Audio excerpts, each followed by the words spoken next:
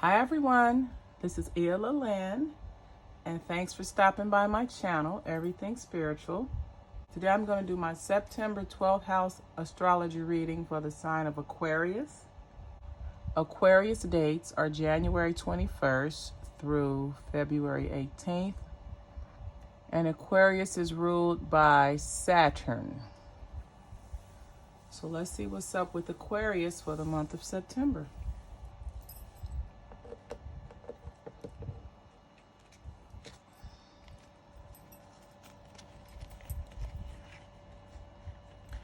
All right, for your first house, Aquarius, the first card we have is a mother of air.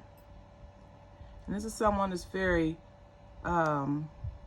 self-reliant, very intelligent, very independent. And you're viewed as someone who's very elegant. You have a very impeccable physical appearance. You're very beautiful. Now, also, you're someone that can... You're viewed as someone that makes changes, transformations, separating. We have the scythe here, and the scythe is a card that's associated with removal. You're removing things from your life, possibly. And you could be removing cheating and deceptive behaviors, or cheating and deceptive people that you may once had taken a chance on. So some of your Aquariuses are viewed as someone who knows how to go in and clean up. You can remove negative people from your life. You can overcome from negativity. You're someone that you'll take a chance on someone that may have questionable character, but once they prove to you that they are not trustworthy, you don't have any problem removing them from your life. So you're seen as someone who could possibly be no nonsense, who's resourceful, who's very perceptive. And again, you're able to spot things in your life that no longer serve you and remove them. So you're a very stand-up person that possesses integrity and character. Now, going into your second house, Aquarius, we have the 8 of Adjustment, which this is like the Justice card. And then we have Equilibrium, balance. So as far as your values and self-worth goes, Aquarius, you're someone that's very balanced. You like you're a fair person. You're not biased or prejudiced. Now, you do have some menacing here with this Mice card. Now I'm starting to see a picture here. You could be someone, Aquarius, who has a feeling of loss or sabotage, or you just may be considered messy. And as a result of that, you're working very hard to bring balance into your life so that you have a stable and secure foundation. So you have feelings of feeling unworthy, feelings of being messy, but you're in the process of bringing stability and security to your life. So you're just removing those feelings or behaviors from you. Going into the third house, this is where we have your interaction with your local community, your environment. This could be your neighborhood, your church, where you work. So the first thing we see, we have the hangman. The hangman is about stagnation. You're stuck in your own head, so to say. You're at a point, or you're stuck on an issue or a situation that you cannot move forward from. But the Chariot card shows that you were stuck, but now you're ready to make changes. You're ready to bring something to an end. And then we have the Compass, which this is about direction, which direction to go in, which steps to take. And then the Lily is associated with calmness, serenity, retirement, or even long-term relationships. So in your immediate environment, you have finally become unstuck and you're ready to make a change to the stagnation. And you want to bring, you feel like you want to go in a direction of peace and serenity and calmness. So as you go through your environment, I don't know, maybe you were a person that was maybe kind of rowdy and not in support of things that were for the betterment of the environment, but now you're ready to put an end to those behaviors and you want to go along a direction of more of cooperation, peace, serenity, and just getting along. The third house, or the fourth house, is the house of your emotional nurturing. It's how you get along with your family, and it's it shows your short term, or it shows your emotional nurturing system. So the first card we have is completion, the universe, and then we have the Emperor. Now this is associated with Aries. So you may have an Aries woman in your family, your mother, your wife, your sister, your aunt, someone that is very nurturing and supportive. And this person is able to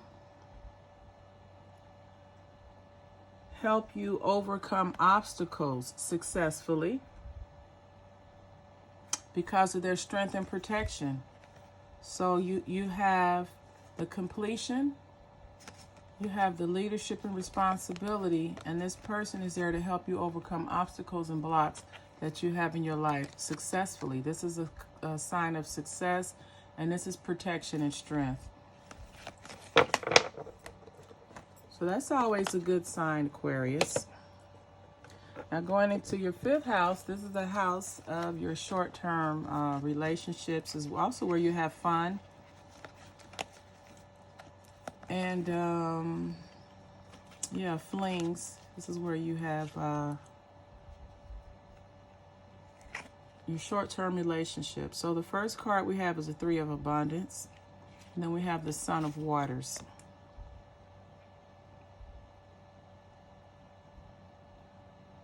So this shows me that this is someone that is very, because it's a young energy, because it's the sun.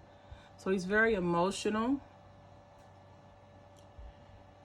He has an abundance of emotions. He's someone who follows his heart. So if he has an interest in a relationship or someone, he goes head over heels. He's very protective of the people that he's involved with. This could be a young person too. So this could be an Aquarius that has a Cancer, Scorpio, or Pisces as their ascending or moon sign. But you're very emotional. You have a lot of passion towards the women or relationships that you involve yourself in, and then you become very protective over the relationships. And you're someone that likes to make people's dreams come true. You like to fulfill wishes. And the people that you involve yourself with, you like to add some type of value to their life. You like to do something, let's say a wow factor, or something that hasn't been done before. And it's just your loving, emotional nature. Going into the seventh house, going into the sixth house. This is your house of work, health, and change with your service. This is the house of work, health, and service. And we have the first card we have is failure. So when it comes to your job or your work, there's some type of breakdown. There's an emptiness, a feeling of emptiness. And then at the same time, you know there's an emptiness, you know that something is missing, and you have that fighting spirit or that energy in you to push through. You have a renewal energy, a determination, a determined look to overcome whatever the emptiness or whatever you feel is not you feel there's a loss. Wherever you feel there's a loss or emptiness in your job or your service, you have a determination to overcome that. And then we have houses, a house. So your work could involve real estate. And having the whip and the this broom here, I can't think the name of the broom off the top of my head. I think it's called a Burke's broom. But anyway, this means conflict. This means problems. And then we have the ring. So you're feeling empty right now, some of you Aquarius, is because you've had a few bad real estate deals. You had a few real estate deals that went bad. And you're trying to figure out how to fix it.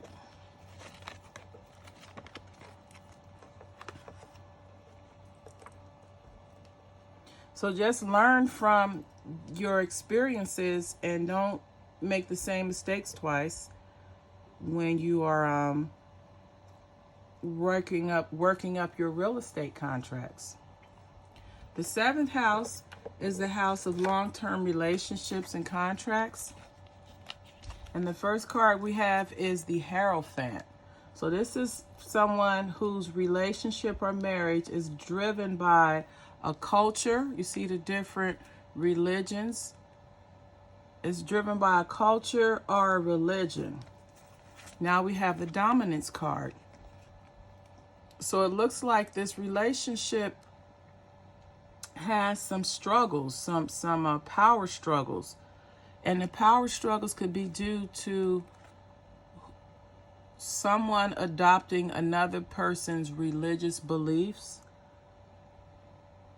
or someone adopting the other person's culture. And it's causing conflicts at times. But there's a lot of love there because you have the Anchor card, and this is a card of stability. So although there's some conflict and power struggles over your culture or religion, it's a very solid relationship. And the relationship can bridge the gap. It's able to take whatever the problem is and smooth it over so that the true love can come through and be so the true love can be magnified. So this is a stable relationship. You just have some religious or cultural differences, but no major problems. The 8th house is the house of a few things: shared assets, finances, and wills. It's the house of regeneration. It's also the house of where you just lose yourself. You get so kind of head over heels, emotionally involved with someone. You'll just want that person at all costs. So we have the 6 and the Sun. This is the 6 of Earth. So this is the success card. This is a picture of climbers, explorers. This is probably explorers climbing a mountain. They're being successful, and this is Taurus. And then we have, so you could be dealing with a Taurus, male or female. Then you have the Sun, which is a success card. So this is someone who is successfully relocating. And they're relocating because they're dealing with a very deceptive man. So this man may have you crazy. This man may have you doing things that you normally would not do. And you know that the best thing to do is get away from this person. So that's what's going on in your 8th house, Aquarius.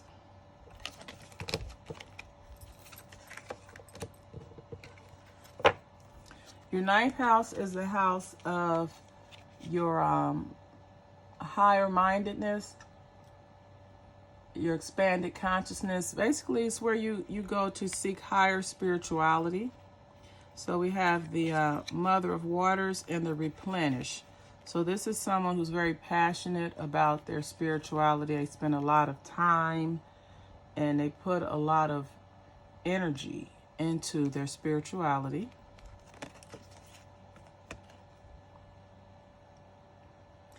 They're emotionally invested. They have hope and inspiration that they'll get on the level of spirituality that they're seeking. And then we have the Mountain card and the Birds.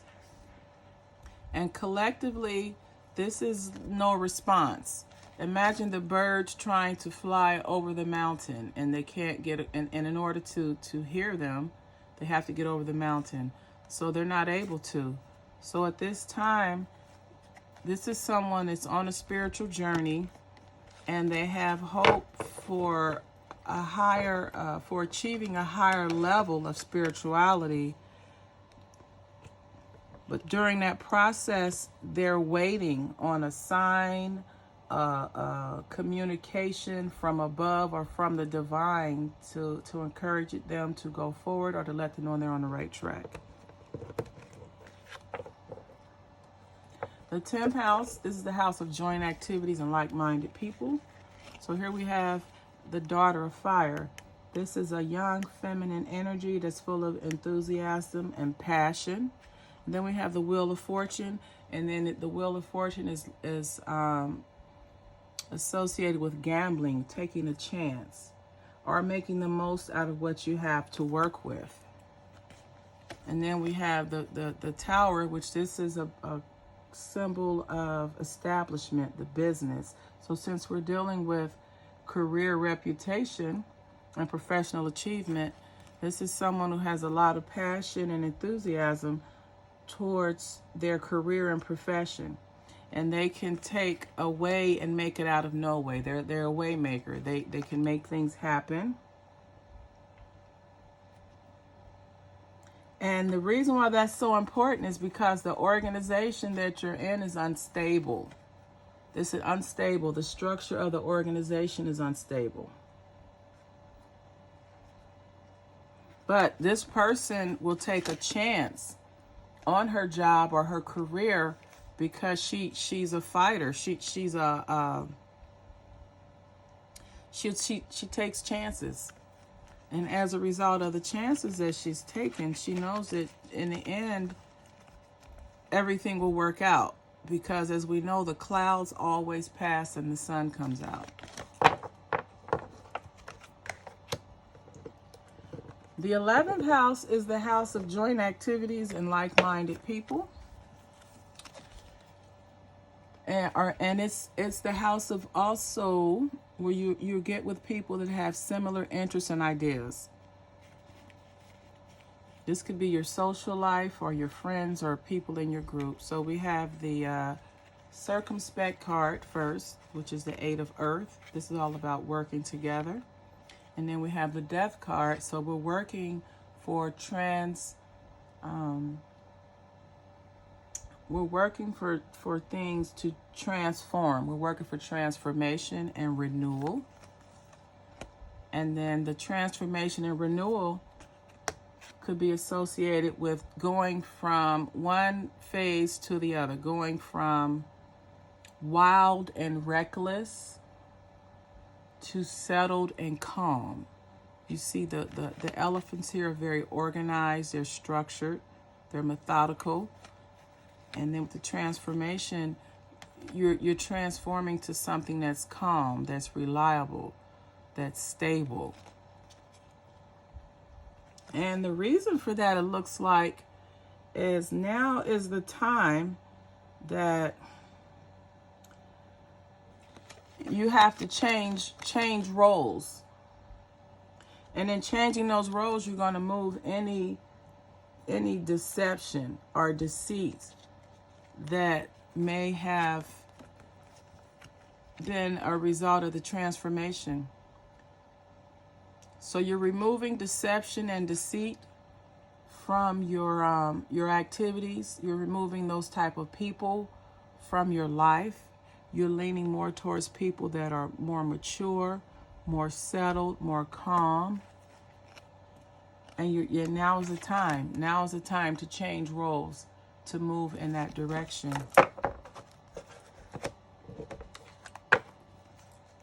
The 12th house is the house of karma. It's the house of the results of your past actions. It's also the area of your life that may be overwhelming to you, where you feel like you need help to straighten it out. So here we have the Son of Fire. And the Son of Fire is somebody that's impatient, and they basically take risk. But then you also have the Nine of Water. So this is someone that loves taking risks. They like taking risks in order to find happiness and contentment and joy. They're a very loyal person. And then we have the 27, which is the card of communication. And then we have the Garden, which is some type of gathering. So these together, you have someone that they like to take risks to be happy. They will go out on the limb for joy and happiness. They're a very loyal person. And they're also somebody that's very outgoing. They're like a socialite. They're someone that they like to be seen. They like to be out in public. They like to go to events. They're basically, it's a social butterfly.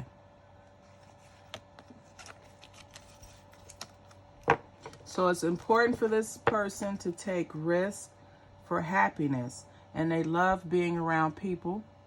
And this could be something that they feel is overwhelming in their life right now. Maybe there's a disconnect. Maybe there's an obsession with wanting to be accepted and wanting to be in the in crowd. And you need that part of your life. You need some help controlling that part of your life. So Aquarius, this has been your September 12th house astrology reading. If this video resonates with you or someone that you may know, please like, comment, share, and subscribe. And as always, until the next time, namaste.